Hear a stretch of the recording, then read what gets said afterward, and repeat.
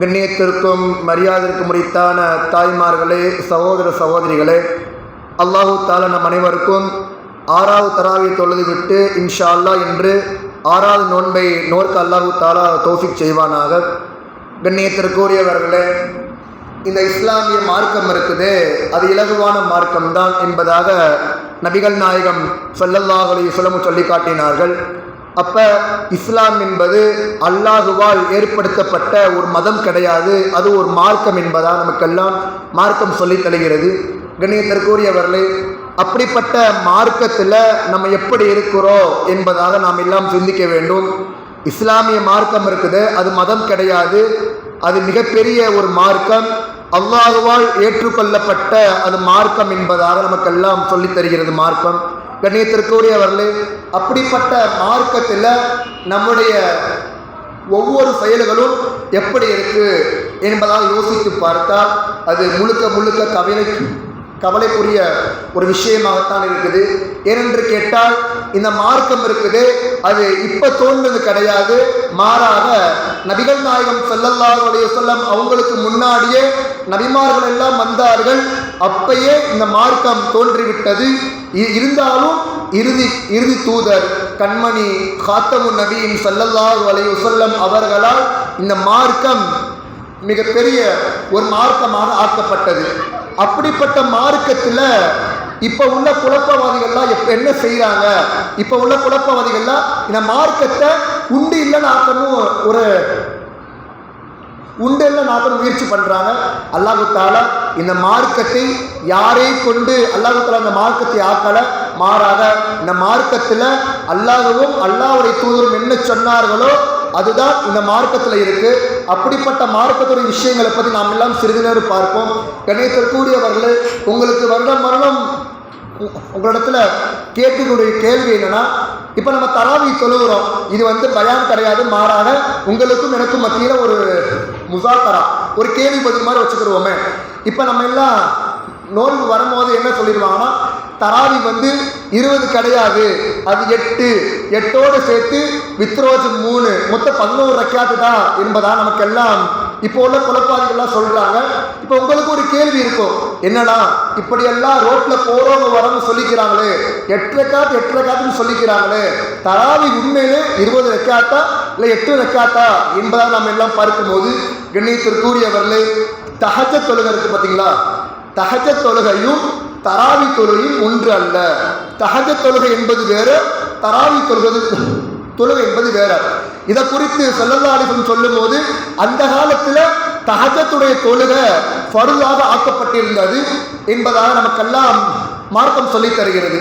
இப்போ தஹஜ்ஜத்தை தான் இவங்க என்ன சொல்றாங்கன்னா, நபி 8 ரக்காத்தை தராவிக்கு தான் தொழுதாங்க என்பதாக இப்போ உள்ள குழப்பாதிகள்லாம் சொல்றாங்க. கண்ணியத்திற்குரியவர்களே, இதை குறித்து ஹதீஸ்ல வரும்போது மார்க்கம் நமக்கு சொல்லி தரும்போது, தராவி இருக்குது, அது ஹிஜ்ரி 2லேருந்து தான் அந்த தராவி ஆரம்பிக்கப்பட்டது. ஹிஜ்ரி 2லேருந்து தான் தராவி ஆரம்பிக்கப்பட்டது. ஆனால் தஹஜ்ஜத்துடைய தொழுகை இருக்குது, அது ஹிஜ்ரி வருட பிறப்பு ஆரம்பிப்பதற்கு முன்னாடியே தஹஜ்ஜத் தொழுகை கடமையாக்கப்பட்டது என்பதாக மார்க்கம் நமக்கு சொல்லித் தருகிறது. அப்ப தஹஜ்ஜத் வேற, தராவி வேற. அப்ப இந்த தராவி யார் உயிரூட்டினாங்கன்னா, ஹஜ்ரத் உமர் ரலியல்லாஹு தஆலா அவங்க தான் இந்த தராவி தொழுகையை ஆரம்பிச்சாங்க. ஆரம்பிச்சோன்னு எத்தனை ரக்காத்து தொழுதாங்க என்பதாக கேட்டால் 20 ரக்காத்தா உமர் ரலியல்லாஹு தஆலா அவங்க தொழுது காட்டினாங்க.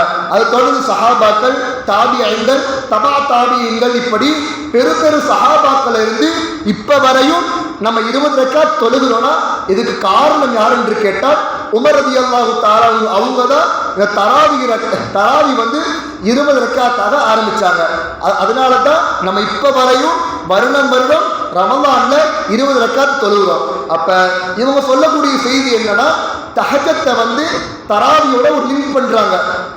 தஹஜ்ஜத்தும் தராவியும் ஒண்ணுதான், அது வேற இது வேற அல்ல, எல்லாம் ஒண்ணுதான் என்பதாக இவங்க மூட நம்பிக்கையில சொல்றாங்க. அப்படி இல்லாம நீங்க எல்லாம் மனசுல ஏற்றிக்கங்க. வருஷம் உங்களுக்கு குழப்பாதிகள் சொல்லக்கூடிய செய்தி என்னன்னா, தராவி வந்து 8 ரக்காத்து தான்.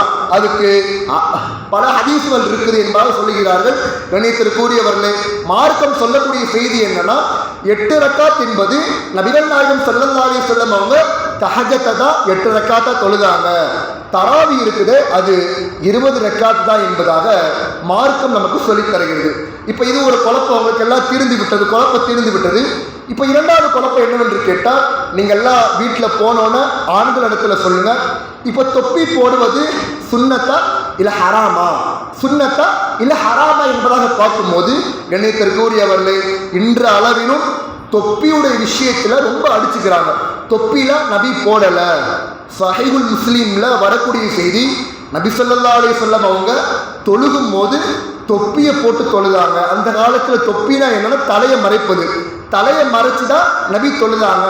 இந்த காலத்துல ஆண்கள் தலையை மறைக்கிறதுனா எப்படி? அது சாத்தியமாகுது.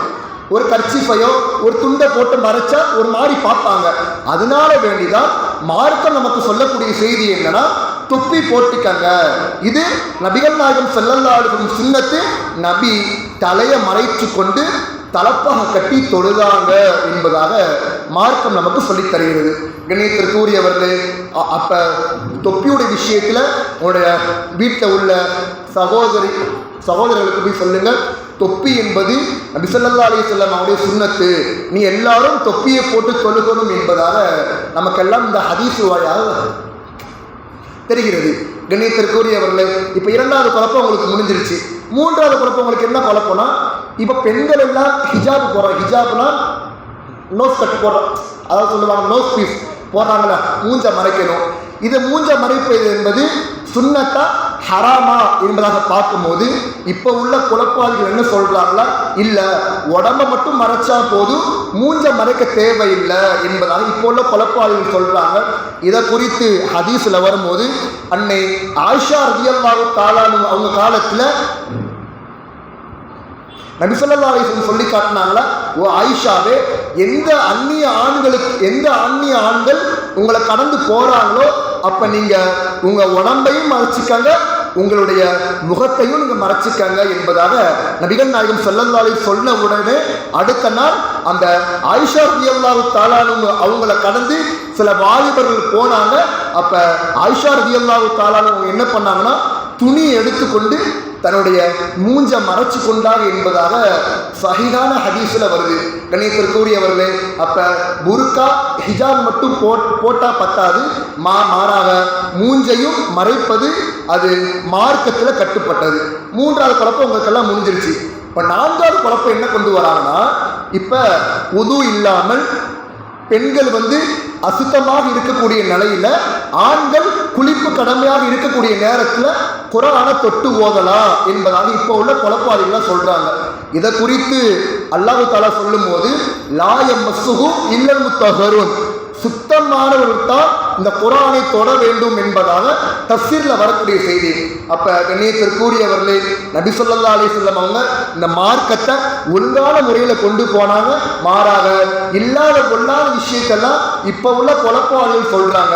இப்ப நீங்க எல்லாம் உள்ளத்துல ஏற்ற வேண்டும், உது இல்லாமல் பெண்கள் சுத்தம் இல்லாத நேரத்தில் ஆண்கள் குளிப்பு கடமையா இருக்கும் போது இவங்க என்ன சொல்றாங்கன்னா, குர்ஆனை தொடணும்னு சொல்றாங்க. அப்படி மார்க்கத்தில் இருக்கா என்று கேட்டால் மார்க்கம் ஒருபோதும் அனுமதி தரல. உது இல்லாமல் நீங்கள் குர்ஆனை தொடக்கூடாது, உது இல்லாமல் நீங்கள் குர்ஆனை தொடக்கூடாது. கண்ணியத்திற்குரியவர்களே, எந்த மனிதர் குர்ஆன் ஆயத்தை மறுப்பானோ அவன் காஃபிராக மாறிவிடுவான். எந்த மனிதன் குர்ஆன் ஆயத்தை மறுப்பானோ அவன் காஃபிராக மாறிவிடுவான். லா யமஸ்ஸுஹு இல்லல் முத்தஹ்ஹரூன். இந்த ஆயத்தில் தஃசீர்ல சொல்லும்போது என்ன சொல்றாங்கன்னா, குர்ஆனை தொடும்போது உது இருக்கணும், குர்ஆனை தொடும்போது உது இருக்கணும். உது இல்லை என்று கேட்டால், அசுத்தமாக இருந்தால் அதே நிலையில குர்ஆனை தொடக்கூடாது. ஆனால் ஹதீஸ் பிரச்சனை, ஹதீஸ் தொட்டுக்கலாம், குர்ஆனை தொடக்கூடாது என்பதாக நமக்கெல்லாம் சொல்லி காட்டுறாங்க.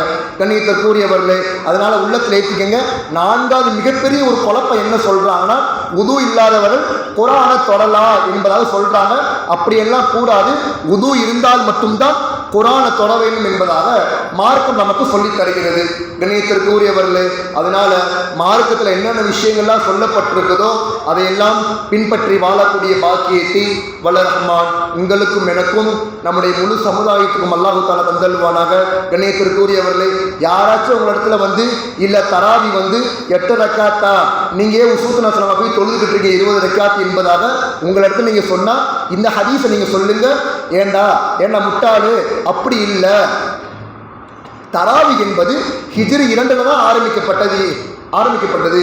நீங்க சொல்ற 8 ரக்காத் ஹிஜ்ரி வருவதற்கு முன்னாடியே ஆரம்பிக்கப்பட்டது என்பதாக நீங்கள் அவர்களுக்கு நோஸ் கற்றுக் கொடுங்க. கண்ணியத்திற்குரியவர்களே, மார்க்கத்தை மார்க்கமாக புரியக்கூடிய பாக்கியத்தை வல்ல ரஹ்மான் உங்களுக்கும் எனக்கும் நம்முடைய முழு சமுதாயத்துக்கும் அல்லாஹ் தந்தல்வானாக. வாஹிர் தாவாஹும் அல்ஹம்துலில்லாஹி ரப்பில் ஆலமீன். அஸ்ஸலாமு அலைக்கும் வரஹ்மத்துல்லாஹி வபரகாத்துஹு.